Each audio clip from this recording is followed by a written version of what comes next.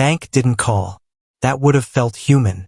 They sent a letter instead, dated, stamped, and worded like someone else's inconvenience. It said my mortgage rate was being adjusted due to market conditions. What it really said was this: in 90 days, the house I fought 2 decades to keep would stop being mine if I slipped even once. I was sitting on my front porch when I read it, staring at the same concrete steps my kids run down every other weekend, realizing I didn't just risk losing a house. I risked becoming the guy neighbors whisper about, the one who couldn't hold it together. I'm 38, divorced, paying child support like clockwork, living off freelance work that looks solid until one client decides it isn't.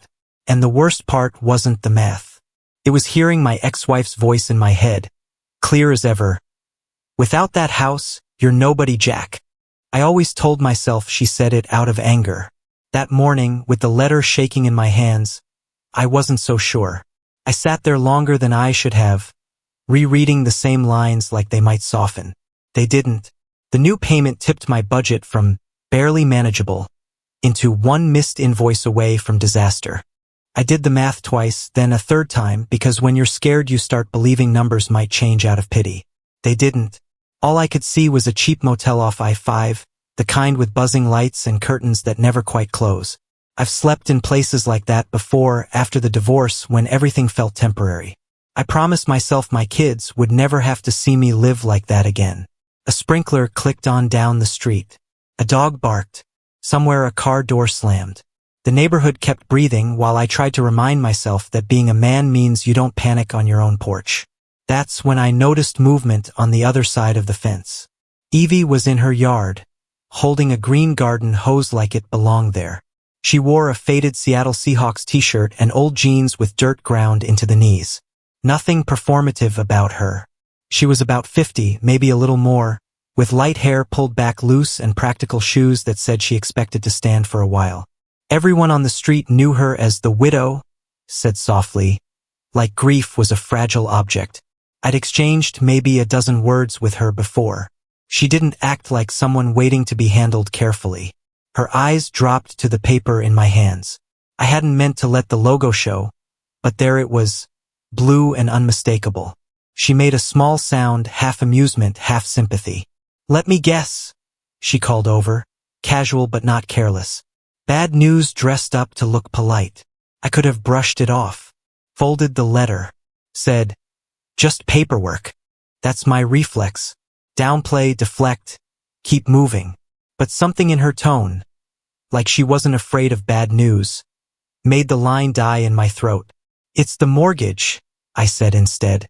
The truth landed heavier than I expected. She shut off the hose and leaned her hip against the fence, giving me her attention without making a show of it. If you think a letter from a bank gets to decide who you are, she said evenly, you haven't seen real loss. The words hit a nerve. I'd been raised to believe your value was measurable. Roof, income, reputation. Her statement pushed back on that like it had every right to. Real loss? I repeated, more defensive than I meant to sound. I buried my husband, she said, just like that. No pause. No warning. The air shifted. Not dramatically. Just enough to make everything else feel smaller. I'm sorry, I said, because that's what you say when you don't have better language. She nodded once. People mean well when they say it, she replied. But it doesn't fix the quiet after. I didn't know where to look. I folded the letter, unfolded it, folded it again. Part of me wanted to guard my fear, to insist it mattered too. Another part, one I'd been ignoring since the divorce, wanted to ask her how you lose the center of your life and still show up in jeans to water your lawn. That was the choice right there. Pretend I was fine or admit I wasn't. I'm not just scared of losing the house, I said, voice low. I'm scared my ex was right. Evie studied me, not with pity but with focus, like she was deciding whether I was being honest. About what? That without it? I said, gesturing to the porch, the fence, the whole picture. I'm nothing. She used to say if I hit 40 and I was still me, the only woman who'd want me would be someone with something wrong in her head. I let out a short laugh. Funny how that kind of thing sticks. That's a cruel thing to say, Evie replied. No softness, just fact. Yeah, I said. Cruel lasts. She set the hose down and leaned forward over the fence, close enough that her hair slipped loose around her face. She lowered her voice, not like she was flirting, but like she was protecting something private. Ask me, she said. Ask you what? Ask me how it feels, she answered, steady. To lose everything you thought defined you and still be here. Ask me what you do when the worst thing already happened and the world keeps expecting you to participate. I opened my mouth. Nothing came out. No clever question. No joke. Just air. Because if I asked her, I'd be admitting out loud that my life wasn't under control, that I didn't have a plan that fixed this. And men like me are taught early that once you say that, people start looking at you differently. She held my gaze a second longer, then straightened. When you're ready, she said, like she wasn't offended, like she'd seen this moment before. She picked up the hose and walked back toward her porch, water hissing back to life. I stayed where I was, the letter limp in my hands. The bank now knew my name in a way I didn't like. My ex-wife's words felt less like bitterness and more like prophecy, and that scared me more than the payment increase. And the woman next door, the one everyone tiptoed around, had just offered me a door I wasn't sure I could walk through without the whole street noticing. Because if I asked her, really asked her, I wouldn't just be admitting fear. I'd be stepping into her story. And in neighborhoods like this, once your name gets attached to someone else's pain, it doesn't come off quietly. I didn't know it yet, but the question she offered me wasn't only about loss. It was about whether I was willing to be seen. I noticed the cars before I noticed her. That's how it always starts. Something ordinary that suddenly doesn't fit. It was Saturday morning, the kind that's supposed to be quiet in our neighborhood. But when I stepped out to grab the paper, there were 3 vehicles idling along the curb by Evie's place. An old Ford pickup, a beige Toyota Camry, a Buick with a dented bumper and a church sticker on the back window. None of them belonged there. None of them belonged together. For a second, the ugliest thought crossed my mind. What kind of traffic does a 50-year-old widow get this early? And then something worse followed it. What if people start asking the same question about me for noticing? I stood there pretending to read headlines I didn't care about, feeling that familiar tightening in my chest. The one that says trouble never announces itself. It just parks outside your neighbor's garage and waits for you to look too long. The garage door was open. That alone felt wrong. Evie struck me as private, contained. The kind of person who closes doors quietly. But there it was, yawning wide, and I could hear voices. Not loud, not drunk, just alive. Laughter, low and brief, the way people laugh when they're not trying to impress anyone. Someone passed a paper bag across the driveway. Someone else carried in a folding table. I watched from my porch like I was guarding something fragile. My reputation, her privacy, the thin line between being a neighbor and being a witness. I told myself it was none of my business. That's the rule men like me live by. Don't ask questions you can't control the answers to. But after what she'd said the other day, after that ask me, I couldn't pretend I hadn't been invited into her orbit. I folded the paper, set it down, and waited for the discomfort to pass. Didn't. Instead, another car pulled up. This one a minivan. A woman got out holding what looked like a pie from Costco. She smiled when she saw Evie.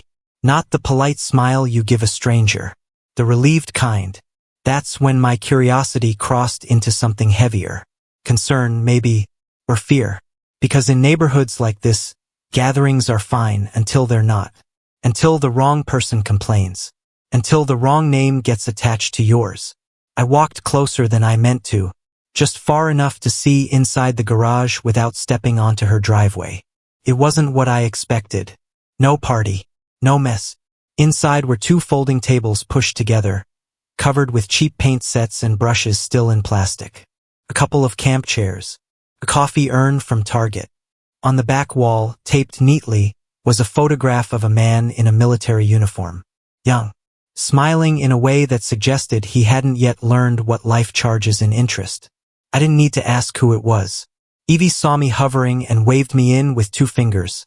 Casual. You're not trespassing if you're invited, she said. Her voice carried the same steadiness I remembered. Inside, the smell of coffee mixed with motor oil and cut grass. The people there, for women, 2 men, looked ordinary in the way that matters. Working hands, tired eyes. No one performed. No one pretended. One man nodded at me like he'd seen me somewhere before, even if he hadn't. The kind of nod you give when you're grateful someone else showed up. "What is this?" I asked, keeping my voice low. I was already doing the math. Cars. Noise. Hoa. Complaints. Evie followed my gaze and seemed to understand. "It's not a club," she said. "It's just people who lost their partners and don't want to disappear." She said it like it was the most reasonable thing in the world. "We meet on Saturdays. We paint. Sometimes we don't talk much. Sometimes we do." One of the women laughed softly, wiping her hands on her jeans. "Cheaper than therapy," she said, and everyone smiled. Not because it was funny, but because it was true. I felt something in my chest crack open. Not sympathy. Recognition. These weren't people making trouble. They were people trying not to break alone. And suddenly my first ugly thought from earlier made me ashamed. I'd seen cars and assumed risk. Seen a widow and imagined whispers. The internal choice hit me again, sharper this time. I could leave, keep my distance, protect what little stability I had left. Or I could acknowledge what was right in front of me and accept that safety isn't always clean. "Do you live next door?" one of the men asked me. His voice was careful, like he didn't want to intrude on my answer. "Yeah," I said. "Jack." "Mark," he replied. "I lost my wife 3 years ago. Saturdays are better this way." Evie watched me, not pushing. I realized then that her invitation the other day hadn't been abstract. This was it. This room. This risk. Because gatherings like this don't stay invisible. Someone complains. Someone posts. Someone decides they don't like the look of healing in their neighborhood. "I should go," I said too quickly. The old reflex. Protect yourself. Just wanted to see what was going on. Evie nodded, but there was something in her eyes I hadn't seen before. Not disappointment. Distance. "That's fair," she said. "You don't owe us anything." I stepped back into my yard feeling smaller than when I'd stepped in. The garage door stayed open behind me, voices resuming, paintbrushes tapping glass. From my porch it looked harmless. From the wrong angle it could look like anything. And that scared me, because I knew how fast stories grow when they're watered with suspicion. That evening, I sat with my laptop open, pretending to work, when an email notification popped up. One of my clients, asking to pause a project for a few weeks. No explanation, just that familiar polite distance. I stared at the screen longer than I should have. Then my eyes drifted to the window, toward Evie's darkened garage. I wondered how many pauses she'd survived. How many people she'd watched step back to stay safe. I had a choice to make. Stay out of it, keep my name clean, let her handle the fallout alone. Or step closer, knowing that once you're seen standing next to something fragile, you don't get to choose how people label you. I closed the laptop without replying. Outside, a car door slammed somewhere down the street.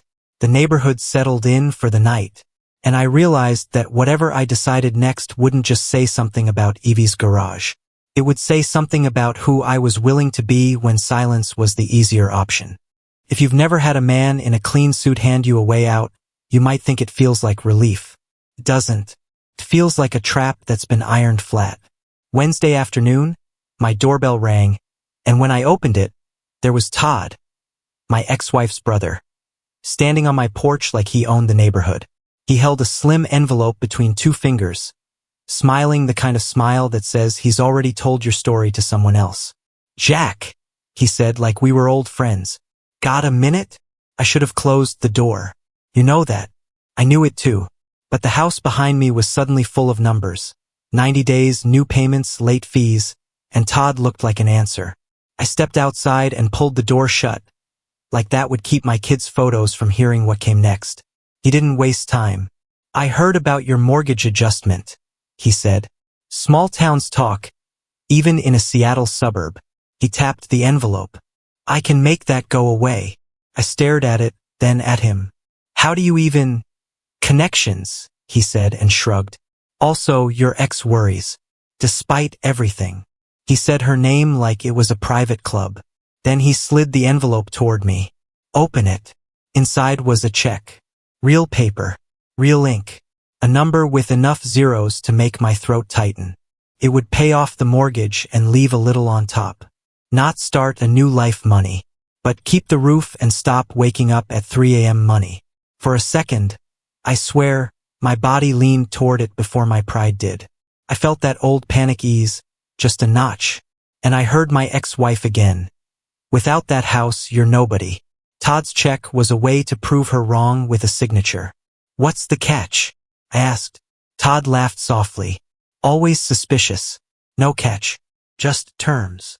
He nodded past my shoulder toward Evie's side of the fence. I'm investing in the street. Quiet streets keep value. And your neighbor's little garage situation? It's not exactly helping. My stomach turned. It's a support group. He made a face like I'd said something childish. It's a victim club, Jack. People parking up and down the curb, bringing casseroles like it's a wake every weekend. You know what that does to perception? To buyers. He leaned in slightly. HOA notices. I know people on the board. If they start asking questions, permits, gatherings, nuisance, Evie's going to have a problem. The way he said her name, like a file on his desk, lit something hot in me. But Todd kept going, smooth as oil. And you, my friend, don't want to be attached to that. He looked me up and down. Divorced. Freelance. Unstable. You think clients don't Google? You think they don't notice if your name starts showing up in neighborhood drama? There it was. The real hook. Not the money. The threat of being labeled. In our world, once you're a problem, people step back like you're contagious. I held the check between my fingers. Felt heavier than paper. My internal choice wasn't noble. It was ugly and simple. Take the money, save the house, keep my name clean, at the cost of turning my back on the one person who'd looked at me and said ask me. Or refuse it and risk everything, because some part of me couldn't stand the idea of Evie being punished for trying to keep people from breaking. Todd watched my face like he could see the math running. Sign it, he said. Pay the mortgage, and let the HOA handle the rest. You don't owe your neighbor anything. I thought about my kids on these steps. I thought about that motel. I thought about the email from my client asking to pause, and how quickly pause turns into we went with someone else. I thought about Evie in her faded Seahawks shirt, steady as a lighthouse, offering me a question I was too scared to ask. And I did the thing I'm not proud of. I said, let me think. I took the check inside. That night, the check sat on my kitchen table like a loaded weapon. I didn't cash it, but I didn't tear it up either. I opened my laptop and Googled HOA rules like a man planning a crime. Nuisance, parking, unauthorized gatherings. The words felt ridiculous until they didn't. Because rules are just tools when the wrong person picks them up. Around midnight, I walked to the window and looked at Evie's dark garage. I imagined a notice taped to her door. I imagined her closing it for good. And I realized something that made my chest hurt. If I cashed Todd's check, I'd be buying my stability with someone else's silence. The next morning, I walked back out with the envelope. Todd was already waiting in his Lexus at the curb, like he knew I'd come around. He stepped out, confident. Smart man, he said. I held the check up. My hand was steady, but my voice wasn't. I'm not taking it. His smile didn't drop. It sharpened. You sure? Because once you say no, Jack, you're choosing the hard version. I've been living the hard version, I said. At least this way, I'm not selling my neighbors to do it. Todd exhaled like I was exhausting him. Then he raised his voice just enough for the street to hear. Fine, but don't act surprised when people find out you're not stable. Some guys don't handle divorce well. He glanced at a passing neighbor and gave a sympathetic nod, like I was a cautionary tale. He took the check back and climbed into his car. Before he shut the door, he added quieter. Tell Evie to keep it tidy. Investors don't like drama. He drove off, leaving his words behind like tire tracks. I stood there feeling dirty, not because I'd refused him, but because I'd hesitated at all. By afternoon, the consequence showed up. An email from a different client, not a pause this time. We're going to take the project in another direction. Personal circumstances were mentioned in a polite sentence that pretended to be about scheduling. I reread it twice and knew exactly where it came from. I walked to the fence that evening not to talk, just to stand where Evie had stood. The street looked the same. The sky over Seattle was the usual gray. But my name felt different in my own mouth. I kept the house for one more month, maybe. I protected my conscience, sure. And I'd also stepped into a fight I hadn't asked for, one where the weapon was reputation. I didn't knock on Evie's door. I wasn't ready to admit how close I'd come to taking the easy way out. But as I turned back toward my porch, I saw her garage light flick on for a moment, then off again, like she was awake too. And I understood the shift in my gut. Todd hadn't just offered money. He'd declared a quiet war on anyone who didn't fit his idea of clean. And now, whether I liked it or not, my life was parked right beside Evie's. And for the first time since that bank letter, I was more afraid of staying quiet than of staying broke. That scared me. The first time I saw my name on Nextdoor, my stomach dropped like I'd missed a step in the dark. Not Jack in some friendly, neighborly way. It was my name next to the words, concerning, unstable, and keep an eye on him. And the worst part? It wasn't even written by someone brave enough to sign their own. It happened on a Tuesday, the kind of gray Seattle Tuesday where the sky looks like it forgot to wake up. I walked out to my porch with coffee and instinctively looked toward Evie's driveway. Her garage door was shut. No cars. No folding tables. No low laughter. Just quiet, the kind that isn't peaceful, it's defensive. By noon my phone started buzzing. First a text from a neighbor. Hey man, you okay? Then another, saw something online. The tone was the same. Careful, polite, already stepping back like they didn't want to get too close. I opened Nextdoor and there it was, pinned near the top of the feed like a warning sign. Garage gatherings/parking issue. Please read. Posted by concerned parent. No real name. They wrote about a weekly victim group meeting in the garage of the widow on Maple. How cars block visibility. How kids shouldn't be exposed to unstable adults processing trauma in public. Then they slid my name in like a knife you don't feel until you move. And now there's a new divorce designer next door who's been seen watching and hanging around. If you have kids, please be alert. I sat there staring at the screen, feeling my face get hot. Not because I was guilty, because I knew what this was. Todd's kind of warfare. Reputation by association. A story designed to spread faster than truth. I refreshed the page and watched the comments stack up. HOA needs to address this. Not the kind of energy we want. My grandkids play on this street. Document everything. Polite enough to hide behind, sharp enough to cut. Nobody called Evie. Nobody knocked on her door. They just typed, and in a neighborhood like ours, typing is action. I could almost feel curtains shifting as people read, then looked outside to see if the problem was visible yet. That afternoon, I got an email from a client I'd been chasing for weeks. 2 lines. We're going to hold off for now. No reason. No blame. Just distance. The kind that makes you wonder who they talk to before they hit send. Around 4 o'clock, I walked along the fence line. Evie was watering a planter, but she didn't look up when she heard my steps. Her shoulders were set in a way I recognized, the posture of someone bracing for impact. Evie, I called softly. She turned, and her eyes looked tired in a way that wasn't about sleep. I saw it, she said before I could speak. If that's what you're going to ask. I didn't write it, I blurted, because shame makes you defend yourself even when you're innocent. I know, she replied. No accusation, just fact. Then she added, quieter. But it doesn't matter who wrote it. It's out there. That hit harder than any insult. Because she was right. In the real world, truth isn't what happened.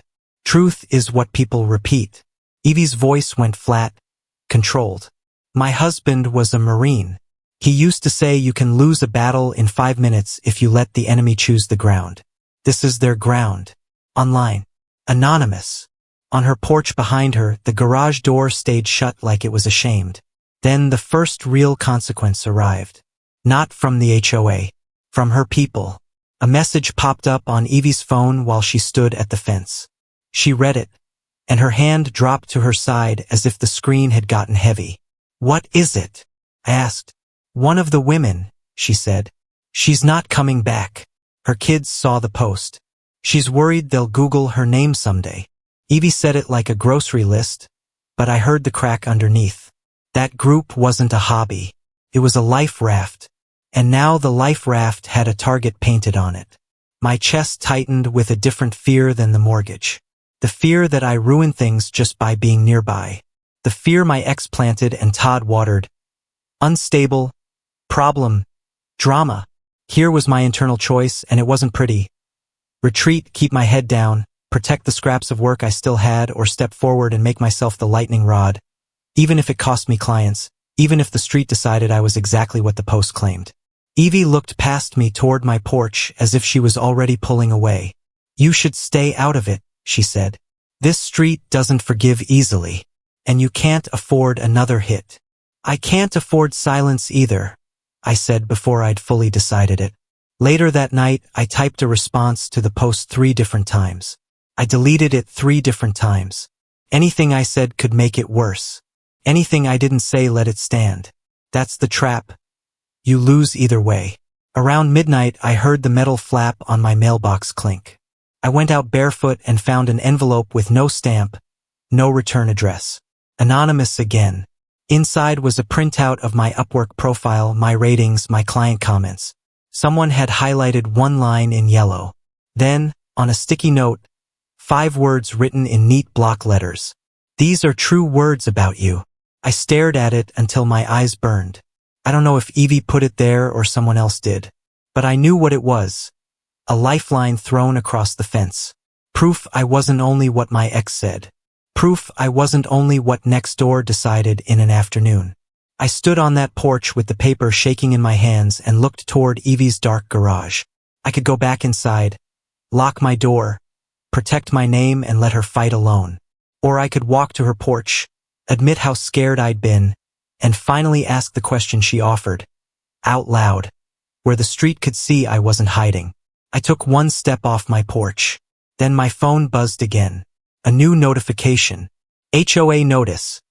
Improper gatherings / parking complaints filed. And in that moment I understood.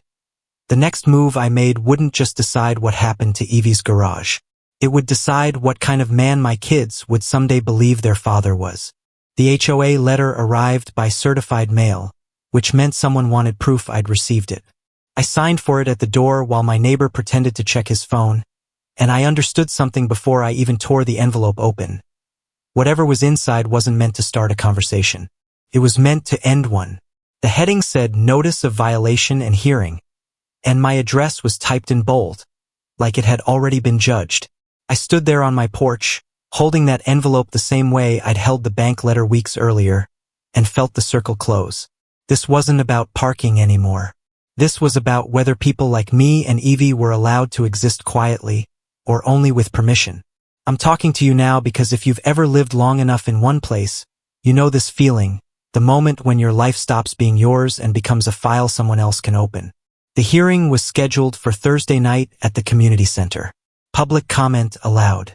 That was the line that mattered. Public comment allowed. It meant anyone could show up. Todd knew that. Evie knew it too, which is why she didn't answer her door the first time I knocked. When she finally did, she looked composed in a way that told me she'd already made a decision I wasn't going to like. "You don't need to be there," she said before I could speak.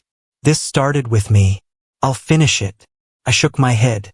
"It didn't start with you," I replied. "It started when I let someone think I could be bought." That was my internal line in the sand. Not money versus morals anymore. Visibility versus safety. Evie watched me for a long second, then stepped aside and let me in. The room at the community center smelled like coffee and carpet cleaner. Folding chairs, a long table, name placards. HOA board members I recognized from block parties. Suddenly serious behind microphones.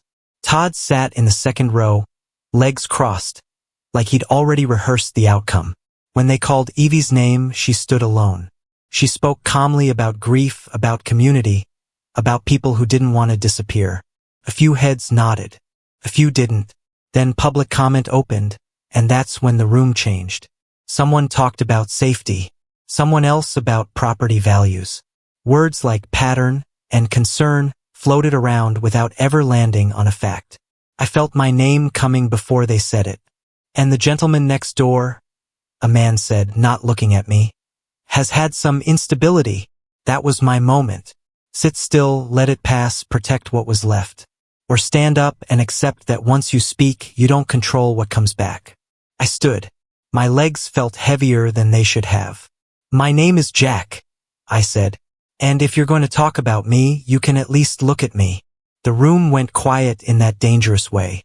I talked about the garage, about the group, about losing people and not wanting to lose yourself afterward. I didn't defend my resume. I didn't apologize for my divorce. I said something simpler and harder. If the price of living here is pretending pain doesn't exist, then this neighborhood isn't as stable as we think. Todd smiled at me like I just proved his point. The board thanked me and moved on. No decision that night. Deliberation postponed. That's how power works. It keeps you waiting. By the next morning, the email arrived.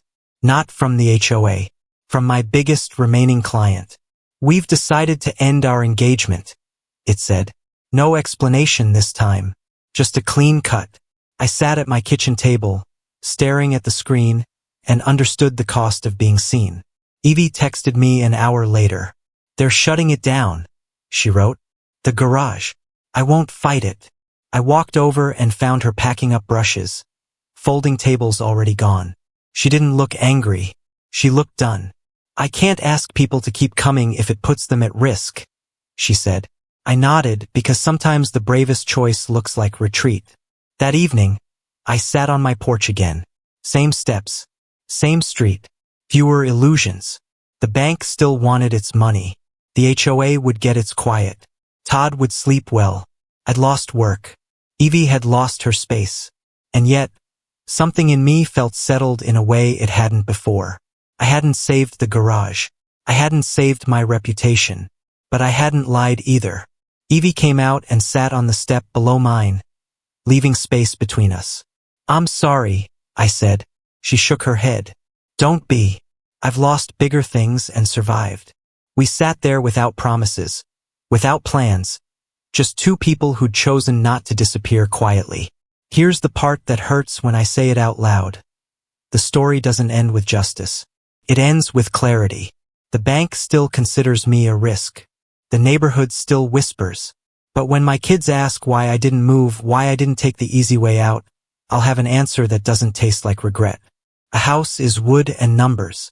A life is the line you refuse to cross when it would cost someone else their dignity. If the story stays with you for a week, it's because you already know that truth.